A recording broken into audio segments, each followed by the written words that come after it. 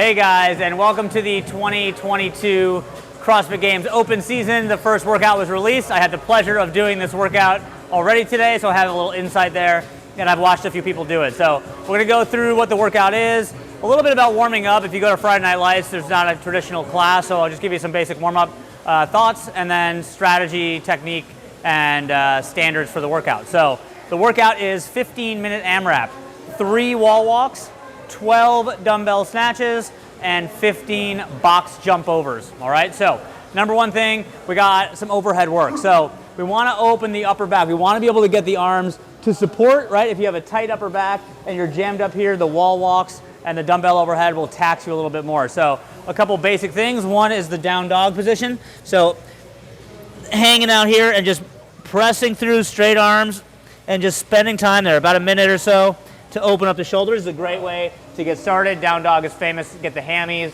the calves, doing a lot of jumping today. I love the keg drill for opening up the upper back. So you can grab a foam roller and then just stretch out, put it under your shoulder blades, and just again spend a minute or two here at the beginning of the warm-up, just opening up that overhead position. Really important, okay?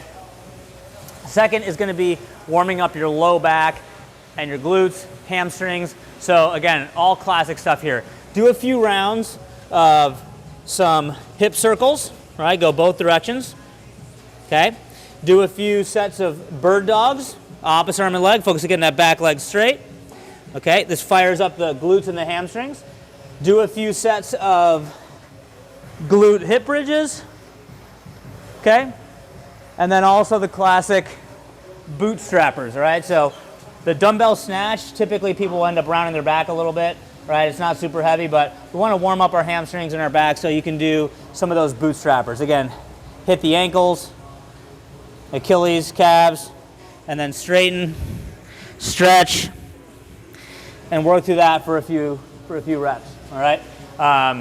Again, just get your body feeling nice and loose, particularly warm up the hamstrings, and then the last is going to be the hip flexors, all right? So classic hip flexor stretch is going to be a kneeling position. Reach up overhead, squeeze your butt.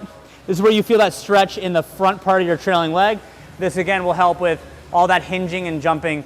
So work through those movements for a few rounds, get your body feeling nice and good, and then start warming up into the movement. Nothing super crazy heavy today, so let's get into it. The 3 wall walks, all right? If you come to class, what you're going to see is a series of taped lines on the floor, okay? The line closest to the wall, if you're doing the workout as prescribed, is going to be where you have to touch your hands. The lines in front, standard height for men is the red line, women is the white line, okay? So here's the movement standard. At the beginning of the rep, you have to start on the floor, bottom of a push-up. Any part of your hands need to be on the tape. So just your fingertips, okay, is the smart way to go, right? And before your hands can move, you have to get both feet off the ground. So the way you're going to do that is sit back, reach up with your foot, big step, and you're going to press the hips out, tuck the chin, okay?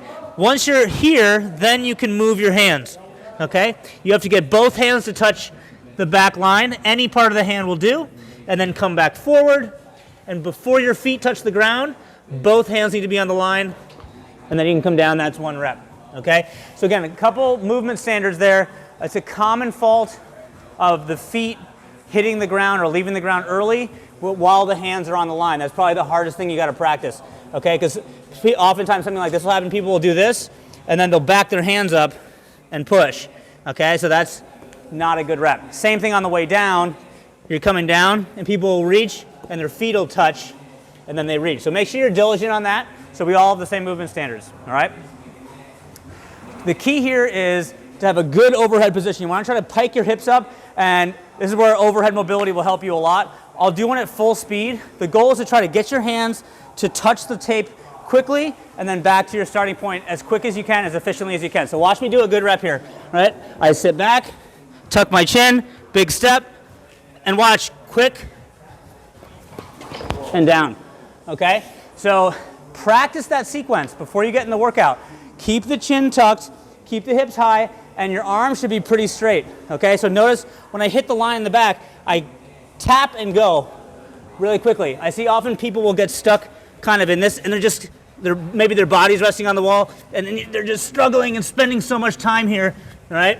Where that really will kill you. Even though it's only 3 reps, just takes up a lot of extra energy. So focus on efficiency, good position, all right? The scaled here is a much shorter range of motion. So if you take the scaled option, what you're gonna do is lay on your belly with your feet on the wall and put a tape line under your shoulders, okay? So this white line would be a pretty good one for me. And the way this works, same rules, except now your hands have to start fully on one side of that line. You do feet up on the wall, and then both hands behind, and then back down, okay? So you have to get your whole hand there and back, all right? And so that is the scaled option that you can choose, all right? After 3 reps here, this is not the kill, this can be challenging, but typically this is gonna be the most tiring part. You're gonna go to the dumbbell snatch, all right? So the dumbbell snatch is gonna be 12 reps, 6 each arm, all right? 2 general styles. Some people like a little wider, okay? This kind of reduces the range of motion. It's more on the quads. I prefer to go narrower, so it's more of a hip hinge, okay? But between the feet, really focus on using your hips to drive it up overhead. You're gonna switch, touch, and go, all right? For a lot of stronger athletes, this is gonna be an unbroken set. Really focus, again, if you watch from the side, I'm pulling and really driving with the hips. That creates the power, and the arms just finish through, okay? I'm switching in the air. That's gonna be the faster way. So again, practice that sequence of switching, trying to get a bunch of reps as efficiently as you can, all right? If you're going prescribed and this is heavier for you, you might have to break this up, but same concept. Be aggressive with the hips and chip away at it, 6 each arm, okay? If you're doing scale, this will probably feel lighter and allow you to keep some intensity throughout, okay? The final movement is 15 box jump overs. This is the crux of the workout. It's the most reps, and each rep takes a good chunk of time. Your legs and your hips are gonna be tired from those dumbbells, and you're trying to get a steady pace here. So the rules are, both feet have to touch the top of the box, and you have to step off the other side. So it's a 2-footed jump, okay? And then you have to step off. Notice I turned as I went. So I'm staying low here, okay?